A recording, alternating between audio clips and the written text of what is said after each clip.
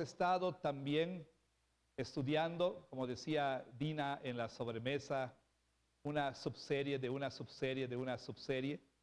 Hemos estado estudiando una serie o subserie que hemos titulado Matrimonio, Divorcio y Nuevo Matrimonio.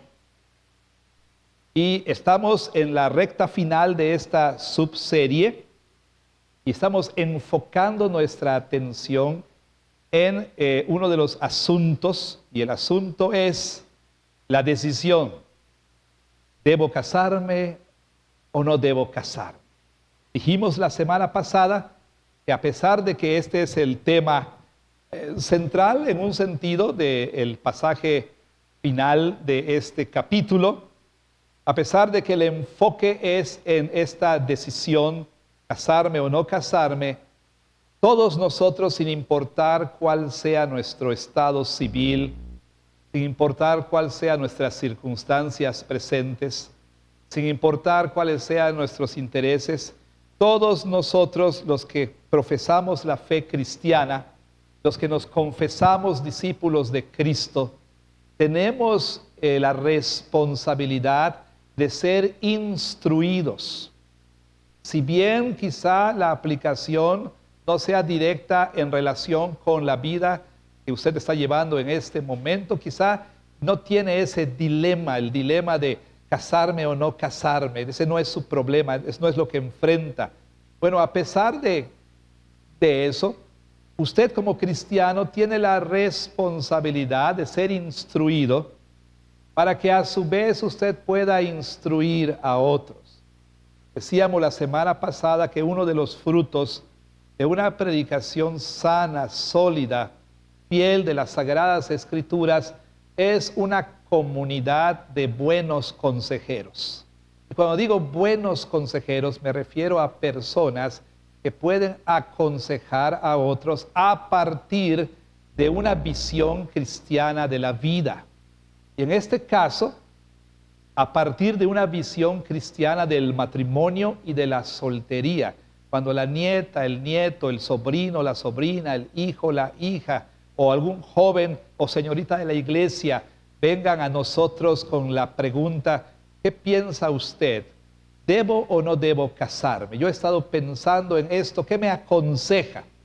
Como hemos dicho, que su consejo no provenga nada más de su experiencia, que no haga usted su experiencia en la medida de todas las cosas, que su experiencia no sea normativa, vaya con respecto al consejo que usted va a dar, ni tampoco queremos que su consejo provenga de la sabiduría de este mundo. Queremos que provenga de las Sagradas Escrituras. Así que en ese sentido, esto es relevante para todos nosotros. Necesitamos crecer como iglesia en conocimiento, entendimiento de la palabra de Dios para poder dar un buen consejo, incluyendo a personas que no son de la iglesia, amigos, conocidos, personas que vienen a nosotros y nos dicen: oye, tú que vas ahí al templo, ¿qué dicen en el templo de esto? ¿No? Así habla la gente, dice, tú que vas al templo, dicen, ¿no? ¿Qué dicen ahí? ¿Qué piensan de estas cosas? Bueno, que podamos nosotros contestar con, permíteme explicarte, y no con, ¿sabes qué? No sé, voy a ver si le puedo preguntar al pastor si no está ocupado, sino que usted pueda realmente aconsejar a otros a partir de una cosmovisión cristiana. Entonces, empezamos a considerar la pregunta: ¿casarme o no casarme? Y vimos al apóstol Pablo entonces dar un consejo. La semana pasada vimos no solamente al teólogo, pero al pastor, ¿sí? Pablo el pastor, dando un consejo. Él mismo lo dice: no tengo un mandamiento del Señor, porque el Señor no abordó esto específicamente, pero en mi posición como apóstol, autorizado por Cristo, permíteme darte este consejo.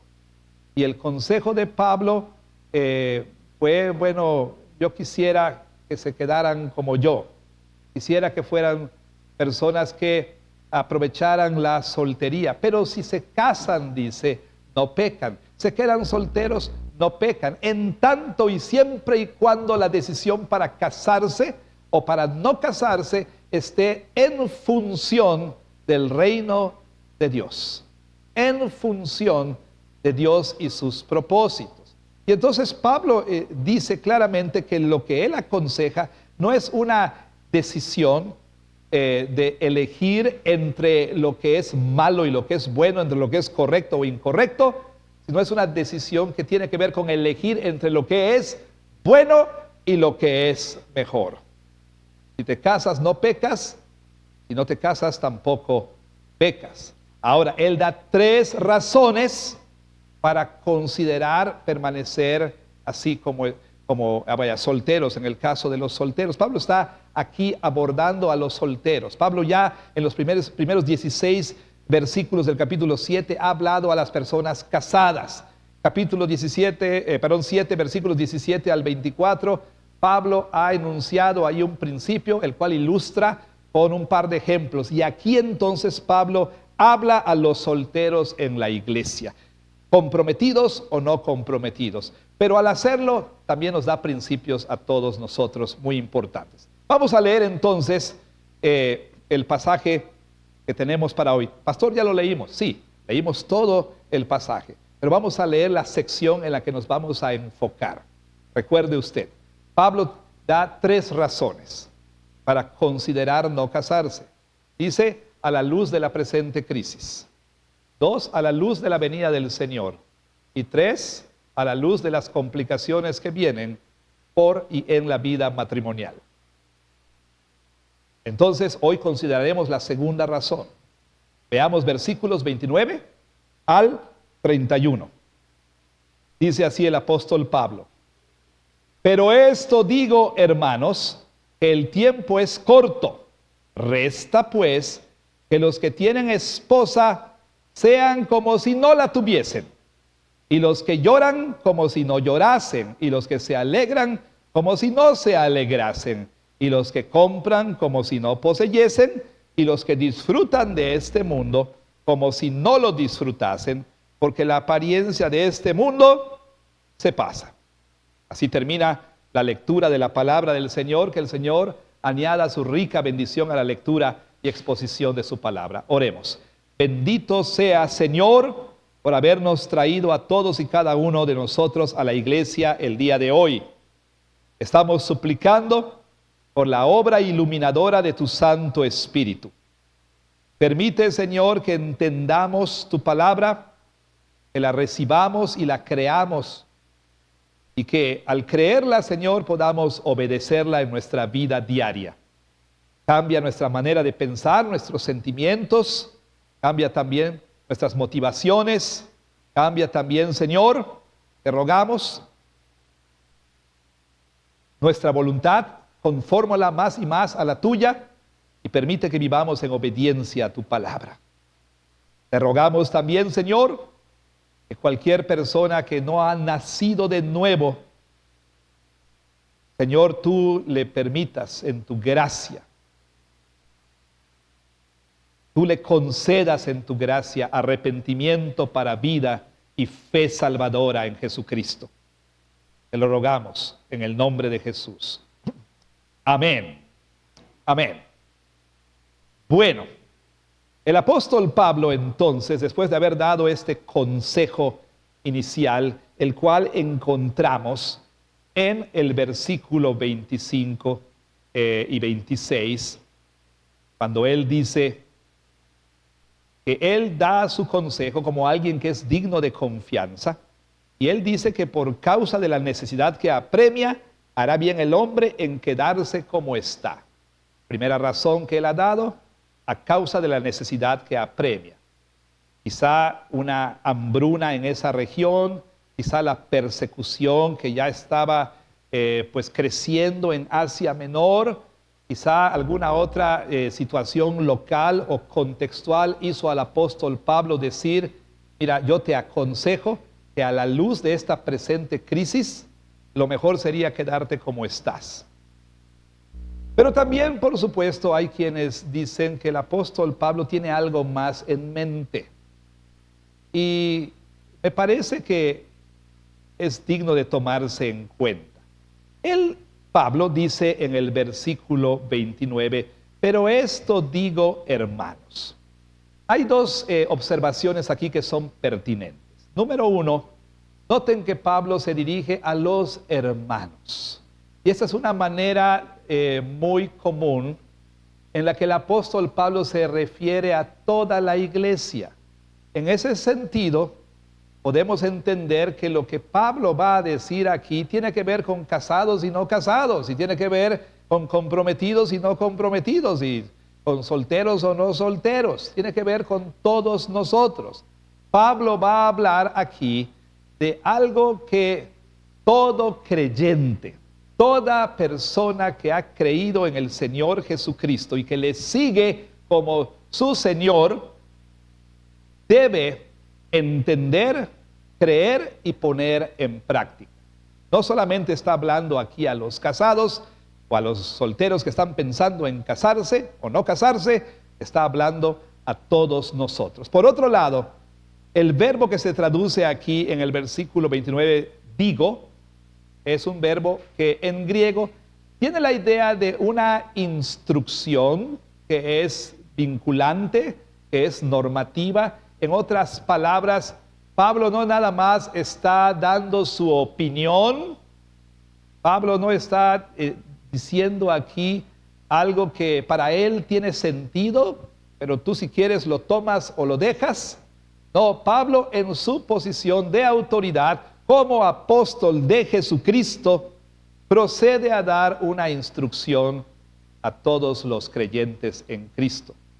Si usted no es creyente, no confiesa a Jesús como su Señor y Salvador, bueno, es muy natural que usted encuentre lo que Pablo está diciendo aquí como algo muy, pero muy extraño.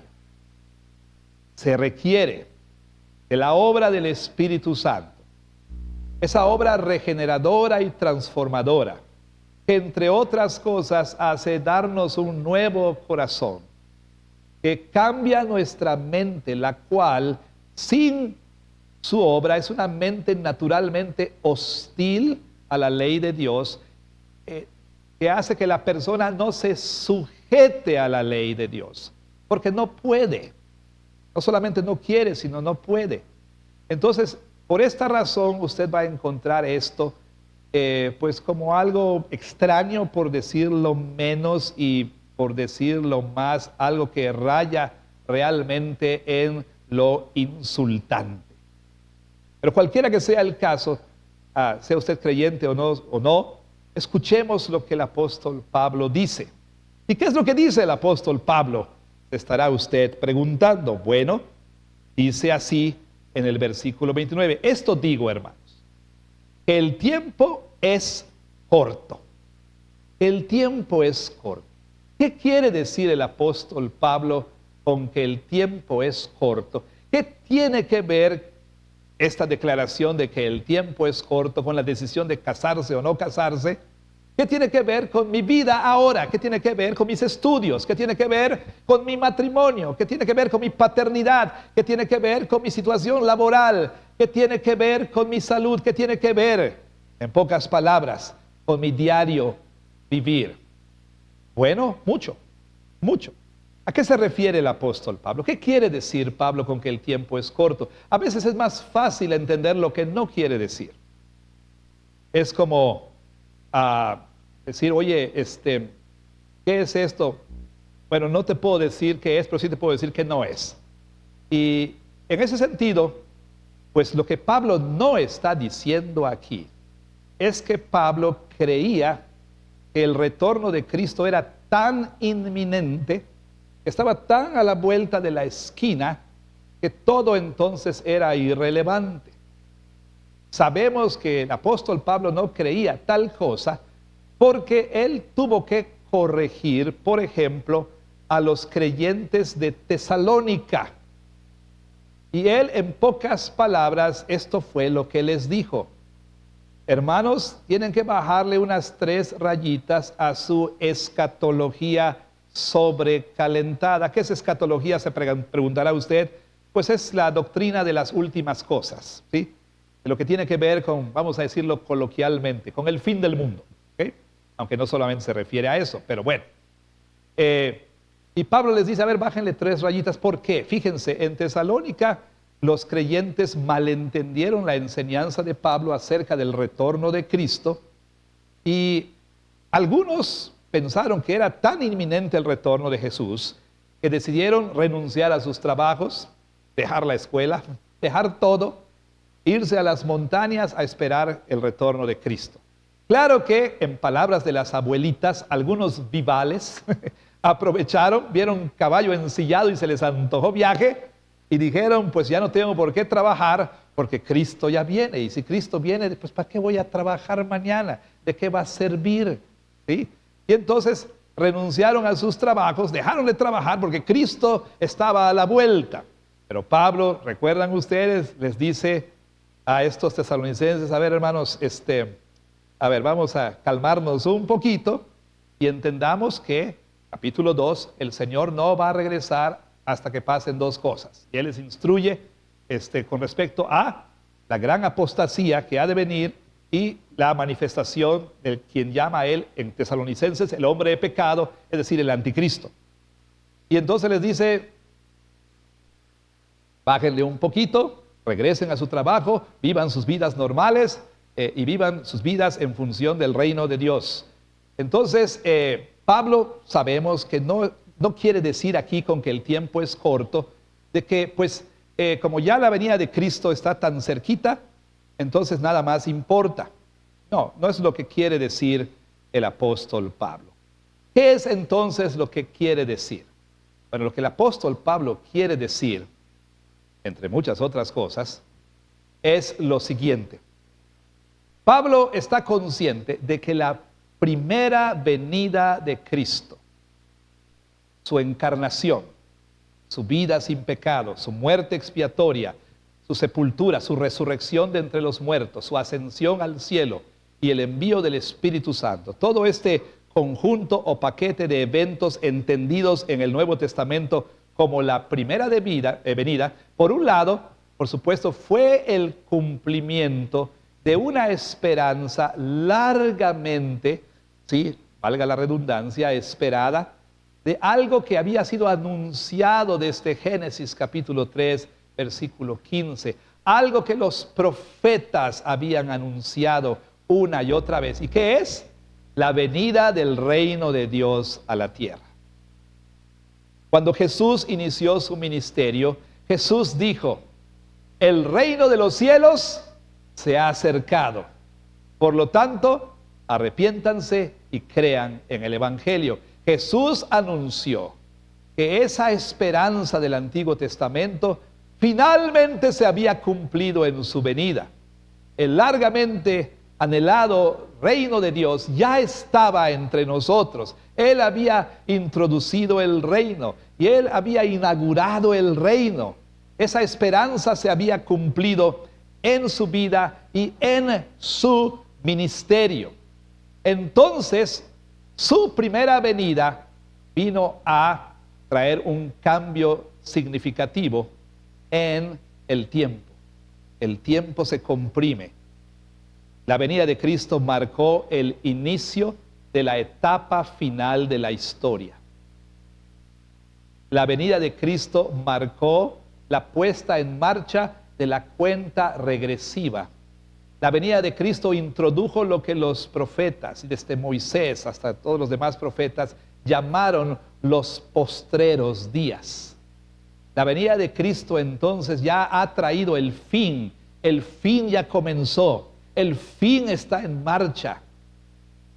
Bueno, y entonces la venida de Cristo vino a requerir de nosotros una respuesta en relación con este cambio escatológico. ¿Qué quiero decir? No sé cuántos de ustedes, para los niños, esto va a ser así como que una lección de prehistoria. Niños, pregúntenle a sus papás, ¿qué es esto? No es el momento de buscar ahí en Google, pero más tarde, pregúntenle ustedes a sus papás, ¿qué es esto que los adultos aquí llamaban cassettes? ¿Se acuerdan de los cassettes? ¿Sí? Bueno, era uno de estos formatos en los que escuchábamos música, ¿sí? Y quizá algunos de ustedes recordarán que cuando usted ponía ahí su cassette, en su casetera, en su estéreo o en su Walkman, ¿sí? Cuando ponía el cassette, como que daba la apariencia, pues usted le ponía play, que giraba muy lento. ¿No es verdad? Como que muy lento giraba el carrete. Pero conforme se iba agotando la cinta, nos daba la apariencia de que estaba girando muy rápido, ¿no es cierto? Bueno, los niños dicen, no tengo idea de qué está hablando, pero después pueden pedir que sus papás les hagan una demostración, que su papá saque su caseta ahí de Camilo VI y cosas así, ¿verdad? Y entonces les pueda mostrar a qué me refiero. Pero el punto es por mucho tiempo en la historia de la humanidad, como que pareció que las cosas iban muy lento, ¿no es verdad? Los cambios tardaban siglos, tardaban décadas, ¿sí? La moda, era la moda de los 70, de los 80, ¿sí? Pero el día de hoy, no me dejará usted mentir, nos parece como que las cosas se están acelerando, ¿no es cierto? Como que las cosas están sucediendo muy rápido en el mundo. Bueno, sin tomar en cuenta esa apariencia, podemos sí decir que la venida de Cristo introdujo entonces la última etapa de la historia humana. Usted y yo estamos viviendo en los postreros días. Usted y los postreros días comenzaron desde que Jesús vino a la tierra, ¿de acuerdo? Los postreros días. Estamos en el último tiempo. En lo que concierne a los eventos históricos redentivos, no hay nada más que debamos esperar que el retorno de Cristo. Todo lo anunciado por los profetas con respecto a la venida del reino, prácticamente ya se cumplió en la vida, muerte, resurrección, ascensión y envío del Espíritu Santo y avance del reino. O sea, no hay nada que se interponga entre la venida de Cristo y nosotros. Ciertamente Jesús pudiera venir hoy o pudiera venir dentro de 100 años. Todos nosotros estamos viviendo en los postreros días. ¿Y eso qué tiene que ver conmigo? Mucho. Pablo nos llama a vivir una especie de ética escatológica o una escatología ética. ¿Qué quiere decir esto en palabras sencillas? Pues quiere decir que debo vivir mi vida presente a la luz del retorno de Cristo. Que debo vivir mi vida presente el día de hoy a la luz de las realidades eternas. ¿Qué realidades eternas? Por supuesto, todo lo que viene con el retorno de Cristo. La resurrección, la transformación de este mundo, el juicio final y la realidad de que todos nosotros, sin excepción, todos los que nos encontramos aquí, vamos a pasar la eternidad en uno de dos lugares, o en el cielo o en el infierno. En el cielo o en el infierno. Estos niños aquí, estos jovencitos, estos adultos mayores, visitantes o asistentes regulares, miembros o no miembros de la iglesia, todos nosotros vamos a pasar la eternidad en algún lugar. Y solamente hay dos, lo que la Biblia llama cielos nuevos y tierra nueva, o el infierno, Entonces, ante esa realidad, ¿sí?, la realidad de una eternidad, deberíamos estar viviendo nuestras vidas en función de esa realidad. Y entonces Pablo dice, a ver, mira, quiero que todos entendamos esto. Casados y no casados, comprometidos o no comprometidos, solteros o no solteros, dice el apóstol Pablo. El tiempo es corto. Resta entonces, ¿qué es lo que resta? Que vivamos de cierta manera. Ya lo dije, ya dije cuál es esa manera. Es decir, que vivamos a la luz del retorno de Jesucristo. Y entonces procede Pablo a dar unos ejemplos de asuntos cotidianos. No es una lista exhaustiva, pero sí muy representativa de cómo debemos vivir nuestra vida. Pablo toma asuntos de la vida diaria, de la vida cotidiana, y dice que aún en los asuntos más mundanales de la vida, debemos estar viviendo en función del retorno de Cristo.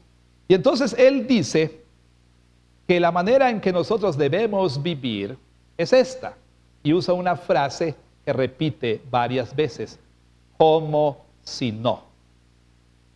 Pablo nos llama a una vida como si no. ¿Qué quiere decir eso de una vida como si no? Bueno, aquí Pablo entonces ilustra esto con estos ejemplos. Dice así: resta pues que los que tienen esposa sean como si no la tuviesen.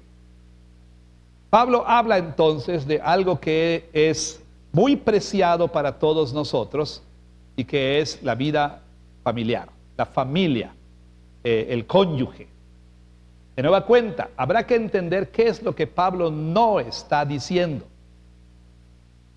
Pablo no está diciendo que un creyente que está consciente de la segunda venida de Cristo, de que algún día tendrá que ver a Jesús cara a cara, que tendrá que dar cuentas a Jesús de lo que hizo mientras estaba en el cuerpo, de lo que no hizo mientras estaba en el cuerpo, a la luz de esa realidad, de realidades eternas. Pablo no está diciendo que ese creyente debe abandonar a su esposa, de ninguna manera. Ya lo ha dicho antes, ¿sí? ¿Estás casado? No procures saltarte. Pero es que hay esta crisis, ¿qué me importa? Dice el apóstol Pablo. Tú juraste delante de Dios en salud o en enfermedad, tristeza o alegría. Así que no puedes usar ninguna crisis para decir, me salgo del matrimonio. Pablo dice, mejor piénsalo antes. Piénsalo antes. Porque después no vas a decir, no vas a poder decir, a la cosa se puso fea. No se refiere a su esposa, sino a la situación, ¿sí? Pablo dice, la cosa se puso fea, no vas a decir, nos vemos. No. Que mi cónyuge no es cristiano. Quédate con tu cónyuge. Permanece con tu cónyuge, ¿sí? Si consienten vivir contigo, quédate en el matrimonio. De ninguna manera Pablo va a contradecir lo que ya dijo antes. ¿Y qué quiere decir entonces vivir como si no tuviera esposa? Bueno, vamos a ampliar esto, por supuesto, porque creo que Pablo en principio está hablando no solamente del matrimonio, sino también de la vida familiar. Hay un gran problema en la cultura, el cual, por supuesto, los cristianos, por nuestro contacto con la cultura, porque vivimos inmersos en una cultura y porque constantemente somos influenciados por mensajes culturales, pues también hemos nosotros empezado a creer lo siguiente: una verdadera idolatría de la familia. La versión cristiana llevó, por supuesto, a fundar ministerios como Enfoque en la Familia, o a vivir valores familiares. Ahora, lo peligroso de esto es que en cierto sentido esto es correcto. Y la Biblia, por supuesto, enseña desde Génesis hasta Apocalipsis que la familia es muy importante, que la familia es algo que Dios creó y que es preciosa ante Él. Pero ¿cuál es el problema entonces? El problema es el siguiente: que como todos los buenos dones de Dios, todos los buenos dones que Dios nos da, en virtud de que nuestro corazón, y aún el corazón de los cristianos todavía tiene este problema, hacemos de esos buenos dones de Dios ídolos. Tomamos los buenos dones que Dios nos da y los volvemos el centro de nuestra vida. Los volvemos lo más importante en nuestra vida. aún desplazando a Dios y su reino. Y nada tiene ese efecto más que la familia. Más que el matrimonio.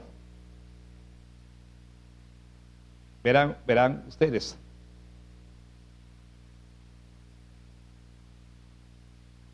Jesús dijo algo que puede sonar muy horrible ante los oídos, sobre todo de los que no son creyentes. Pero esta no es la iglesia hablando, este es Jesús. Vamos a Lucas capítulo 14. Lucas 14. Y vamos a leer el versículo 26. Dice así Jesús. Voy a leer desde el 25. Grandes multitudes iban con él, y volviéndose les dijo: si alguno viene a mí y no aborrece a su padre y madre y mujer e hijos y hermanos y hermanas y aún también su propia vida, no puede ser mi discípulo. Lo voy a leer otra vez. Si alguno viene a mí y no aborrece a su padre y madre y mujer e hijos y hermanos y hermanas y aún también su propia vida, no puede ser mi discípulo. Bueno, este no es su Jesús Precious Moments, ¿ok? No es su Jesús de Canal Enlace, no. Ese es el Jesús de la Biblia. Ese es el Jesús real. Está diciendo, pastor, que Jesús nos manda a aborrecer a nuestra esposa, a nuestro esposo, a nuestro padre, a nuestra madre, a nuestros hermanos, a nuestros hijos. ¿Eso está mandando Jesús?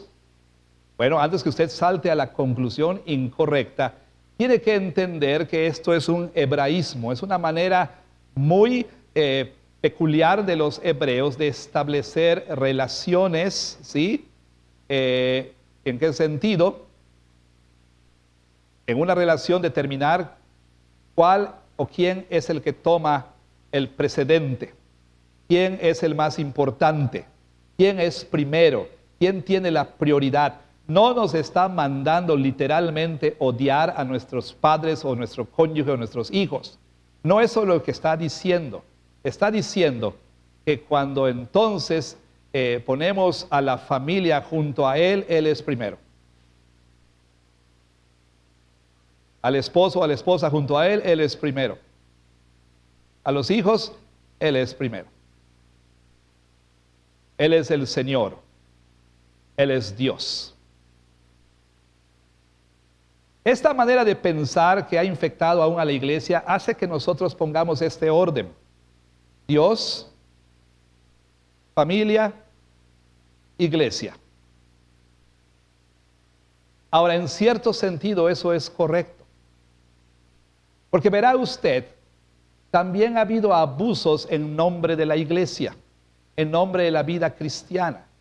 Abusos como alguien es negligente con su familia por causa de la iglesia, ¿no?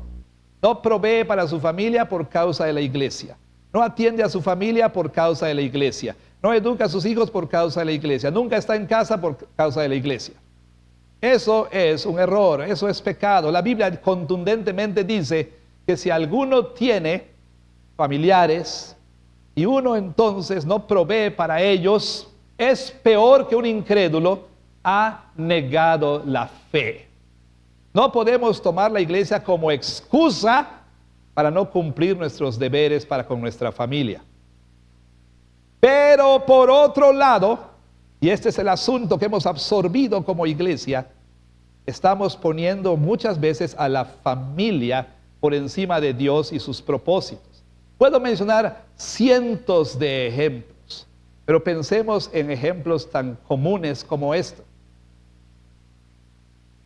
Los mismos padres que no ven la utilidad de una instrucción bíblica para sus hijos, no ven la utilidad de traer a sus hijos a la escuela dominical, son los mismos padres que rearreglan su agenda mueven cielo y tierra para que el niño vaya a lecciones de piano, de tahitiano, de jiu-jitsu, de francés, de chino mandarín. Son los mismos padres que hacen lo que tengan que hacer para llevarlos a béisbol, fútbol, básquetbol. Y tristemente la iglesia, por acomodarse a la cultura, en algunos contextos empiezan a ofrecer cultos los lunes para que los padres lleven a sus hijos a sus campeonatos de béisbol, fútbol, voleibol, etcétera, etcétera, etcétera. Pero quizá usted no se ha dado cuenta de que esas habilidades que su hijo tenga, que son buenas, que no tienen nada de malo, no vaya usted a pensar que estamos condenando esas cosas como una especie de fundamentalistas, oscurantistas, no, no, no. Pero esas habilidades que su hijo está aprendiendo tienen un valor temporal quizá. Pero el alma de su hijo es eterna. ¿Y de qué va a servir que sea un experto en artes marciales si perdiere su alma?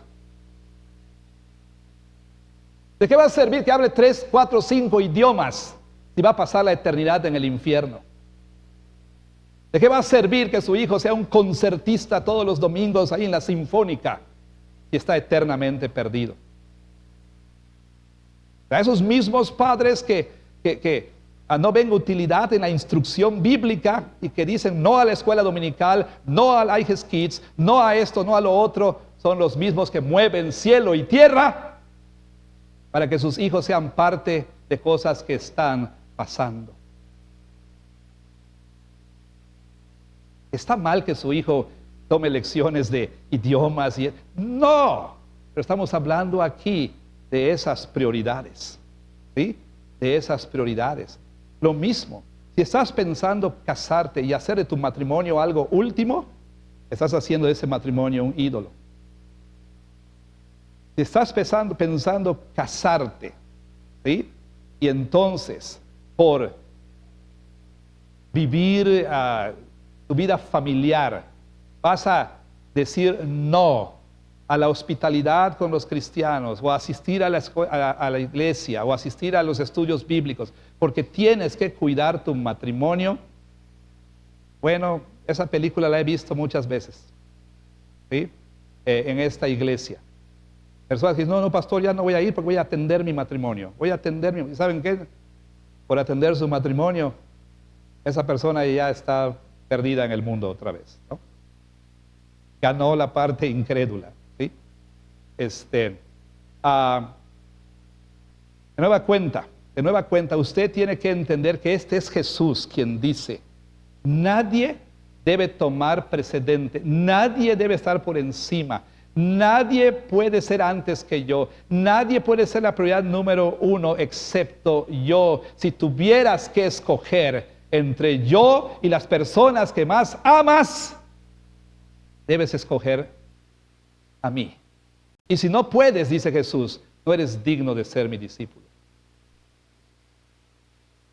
Porque no estamos hablando aquí de escoger a un político, o a un líder cultural, o a un maestro de moral. Estamos hablando de escoger entre Dios y lo demás. Si no puedes, Jesús, perdón, no tiene letras chiquitas en su contrato. Jesús no tiene... A ver, este cuadrito que dice marca, ¿no? Que ya leíste los términos de servicio. 12, 20, 22 páginas de letras de punto 4. Nadie lee esas cosas. Todos marcamos el cuadrito, ¿sí o no? Cuando contratamos un teléfono, un servicio, sí acepto. ¿A poco no? Sí acepto. Y cuando de pronto vas a reclamar algo, señora, página 77, inciso 18, letra C, ahí decía que usted puso, sí acepto. Ahora Jesús no tiene esas letras chiquitas, no engaña a nadie. Si no eres capaz de ponerme a mí por encima de todo, no eres digno de ser mi discípulo. Y Jesús, quizá algunos digan aquí, quizá Jubal que estudia marketing, que es el peor mercadólogo de la historia. Su campaña para ganar adeptos como que no es muy buena y Luis lo despediría inmediatamente. Si Jesús se trata de ganar adeptos, no estés poniendo esas cosas de que Eso Jesús, luego lo decimos más adelante, ahorita no. No, Jesús es muy claro y contundente. Jesús no le necesita a usted, usted necesita a Jesús. Esa es la realidad. Bueno, y así entonces, lo que está diciendo, ni tu matrimonio puede estar por encima. ¿Y qué significa entonces vivir como si no tuvieras esposa? ¿Qué? ¿Cuartos separados? O mi amor, Jesús dijo que viva como si no tuviera esposa, no puedes ir tú. No está diciendo tal cosa Jesús. Ama a tu esposa, ama a tu esposo, pero no tanto. ¿Me escucharon? Ama a tu esposa, ama a tu esposo, pero no tanto que le ames más que Jesús y su reino. Ámala muchísimo, pero no más que Jesús.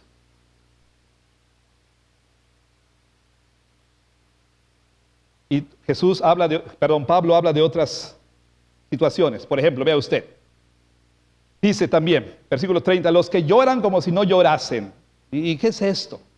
Bueno, la vida está llena de sufrimiento, dolor, etcétera. Y entonces muchas veces una preocupación muy grande es el dolor o evitar el dolor, evitar la enfermedad.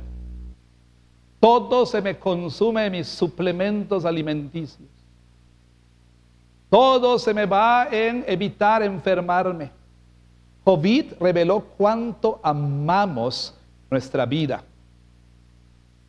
El COVID reveló precisamente que amamos más este mundo. Por supuesto, si a mí me lo pregunta, yo quiero estar vivo, quiero ver a mi nieto, por supuesto que quiero, absolutamente. El otro día me dijo mi hijo, papá, cuídate porque tienes un nieto, y pues sí, tiene razón, hijo, hay que empezar. Pero bueno, claro que quiero vivir, claro que quiero estar con mi esposa, quiero envejecer con mi esposa, quiero llegar al punto de que mis hijos me visiten ahí, y cuando menos una vez al día me cambien el pañal. O sea, quiero estar viejito, quiero terminar mis días viejito junto a mi esposa. Sí, claro que quiero eso, por supuesto. Ahora, yo no sé si pudiera decir, como dice el apóstol Pablo, si me dieran a escoger entre estar aquí con mi familia y estar con Él, escogería partir y estar con Él. En teoría todos lo podemos decir. Pero durante el COVID nos encerramos porque amamos nuestra vida, protegemos nuestra vida. Y entonces, no voy porque qué tal si me contagian, no me malentienda, hay que ser responsables, claro que hay que ser responsables, por supuesto que hay que ser responsables.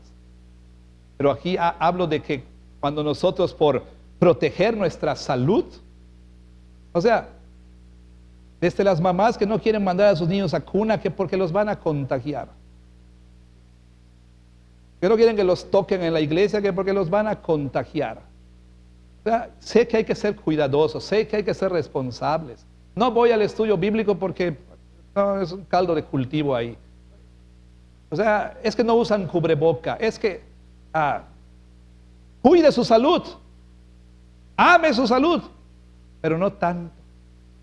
Se escucha decir, y aún los cristianos lo decimos, ¿cómo está, hermana? Bien, bien, pastor, porque teniendo salud lo tenemos todo, ¿verdad? No, así de saludable se va a ir al infierno si no cree en Jesús.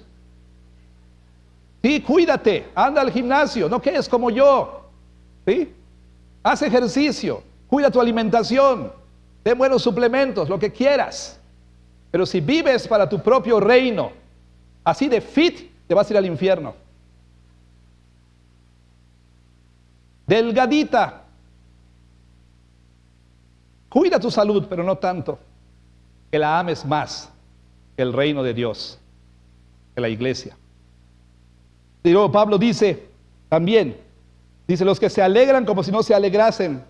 O sea, está diciendo que no puedo tener entretenimiento, que no puedo reír, que no puedo contratarme una plataforma de streaming, que no puedo ir al cine, que no puedo. No, Pablo no está diciendo eso. Disfruta, claro, pero no tanto. Saborea el helado de vainilla, pero no tanto. Pero para muchos aquí y en otras iglesias, tener placer en la vida es lo más importante. Es lo más importante en su vida. Para otros es esto. Vea que dice también. Y los que compran, versículo 30, como si no poseyesen. Otra vez, ¿no debo comprar? ¿Está mal que yo compre? No. Pero para algunos de nosotros esto es lo más importante. Amazon ha sido una bendición y una maldición, ¿verdad? Temu, Shein. Estamos dispuestos a hacer 1 hora de cola en la nueva tienda de Shein. Y en domingo. Porque es lo más importante para nosotros. Y luego dice Pablo, y los que disfrutan de este mundo como si no lo disfrutasen. Este mundo es hermoso y hay que disfrutarlo, pero no tanto.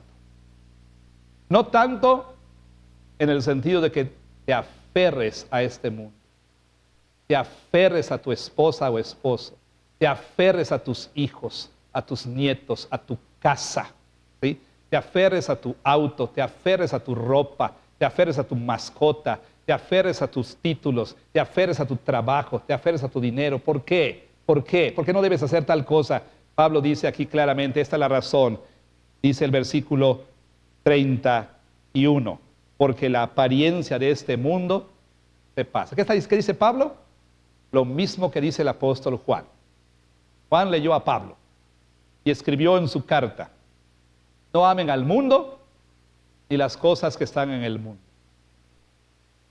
Porque el amor el que ama este mundo, dice, en él el amor del Padre no está. Porque los deseos de los ojos, los deseos de la carne y la vanagloria de la vida no provienen del Padre, sino del mundo. Y Juan dice, y el mundo pasa y sus deseos. Todo esto está pasando. Todo esto está pasando, hermanos. Este mundo en su presente forma. Las presentes relaciones. ¿Sí? Usted está casado, su cónyuge no será su cónyuge en la nueva tierra. Disfrute a su cónyuge, pero no al punto de la idolatría. Sus hijos, la madre mexicana, yo por mis hijos doy la vida y mis hijos son primero y cuidadito te metes con mis hijos, porque entonces me vas a encontrar.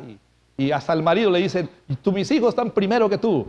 Y mis hijos, sus hijos están pasando. Tu trabajo ahí invirtiendo y dale. No hay tiempo ni para la familia ni para la iglesia. Ese trabajo, ese imperio que está construyendo va a caer. Es pasajero. ¿Sí? Por eso Jesús dice, no te hagas tesoros en la tierra, donde la polilla y el orín corrompen y donde los ladrones minan y hurtan. Conversaba con un vecino, empleado de nuestro vecino. Me hablaba de cuánto ha costado el tratamiento, la operación. Toda una vida de sacrificios, de trabajo arduo, de largas jornadas, de no voy a la iglesia, abro domingo, etcétera, se fueron en una enfermedad.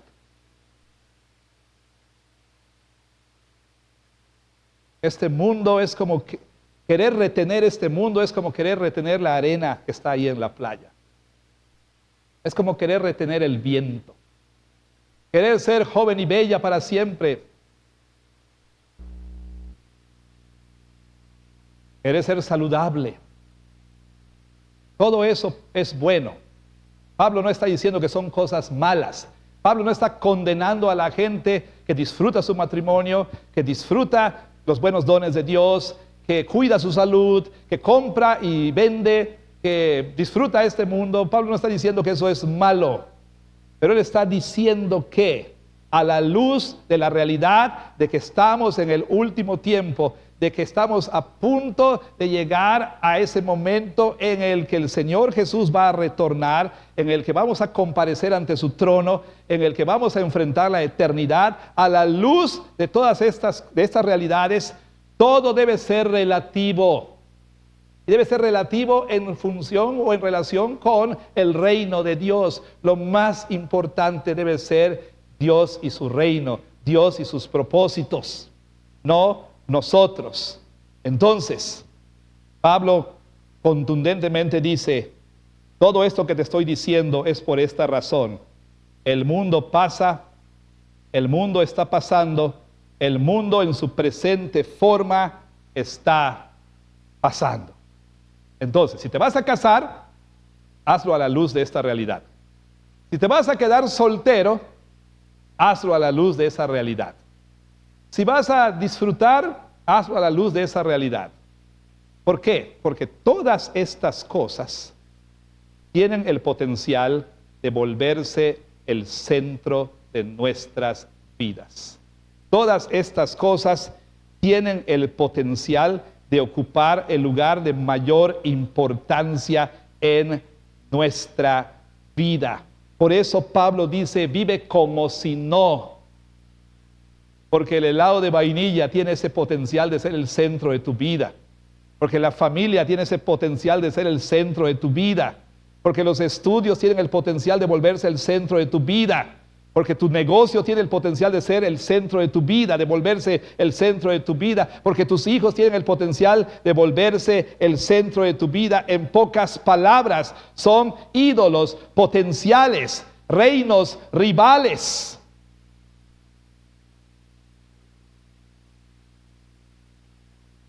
¿Cómo sé? ¿Cómo conozco mis ídolos? ¿Cómo? ¿Cómo puedo yo saber si algo se ha vuelto un ídolo? Es muy fácil. Sigue el rastro de sangre, dice un comentarista. ¿Qué quiere decir el rastro de sangre? El rastro de sangre hasta el altar. ¿Qué estás sacrificando en el altar de ese ídolo? ¿Ok? ¿Qué estás sacrificando en el altar de ese ídolo? ¿Y a qué se refiere esto? Bueno, simplemente identifique aquello por lo que usted daría cualquier cosa. Cualquier cosa, aquello en cuyo altar usted sacrifica su dinero, su tiempo, sus relaciones, su compromiso con la iglesia. Ese es su ídolo. Solo siga el rastro de sangre hasta el altar donde usted sacrifica todas esas cosas a su ídolo. A su ídolo. A lo que se ha vuelto el centro de su vida. Por eso Pablo dice, ámalo, pero no tanto, ¿sí? Ámalo. A veces hasta que me da así medio dolor cuando me lo dice mi esposa, pero es la verdad. Te amo, pero no eres el primero en mi vida. Y se siente así medio feo, ¿verdad? Pero eso es lo que yo quiero, debo querer para ella, que yo no sea el primero en su vida. Eso es fácil, yo lo sé, pero Jesús debe ser el primero en su vida. En mi vida también. Quiero saber qué se ha vuelto mi ídolo, qué se ha vuelto el centro. Bueno, ¿qué está sacrificando ahí? Su tiempo. Hace todo lo que tenga que hacer por sus hijos. Sus hijos son sus ídolos. Sacrifica hasta la iglesia por sus hijos, son sus ídolos. ¿Dónde gastas tu dinero? ¿En qué gastas tu dinero? ¿Qué dice tu historial en Shane? ¿Qué dice tu registro en la iglesia? De tus contribuciones al reino de Dios. Ese es tu ídolo. Por eso Pablo dice, vive como si no. Vive como si no. Ámalo, pero no tanto. Disfrútalo, pero no tanto. Atesóralo, pero no tanto. Procúralo, pero no tanto. Para que nada de eso tome el lugar que no le corresponde. Para que nada de eso se vuelva un reino rival. Para que puedas vivir este tiempo que es corto. Estamos en el último capítulo. En función del reino de Dios. En función de Dios. Sus prioridades. Su voluntad. Su plan. En función de Dios y su reino. Entonces, como usted, yo necesito ayuda, porque mi agarre de este mundo es muy fuerte, muy fuerte. Necesito que el Espíritu Santo me ayude a soltar un poco mi agarre a este mundo. Como le decía a los niños, me aferro a las cosas. No quiero que cambien. No quiero que se echen a perder. No quiero que nadie se vaya de aquí. No quiero que me aferro a las cosas. Necesito la gracia de Dios. Necesito la gracia de Dios para que me libere y pueda entonces vivir mi vida en función de una ética escatológica, es decir, a la luz del retorno de Cristo. Y le invito a usted también a venir a Jesús para también rogarle por su ayuda. Y al no creyente aquí, que se está rascando la cabeza por decirlo menos, podemos conversar después del culto si así lo desea, para poder aclarar sus dudas. Que Dios bendiga su palabra. Amén.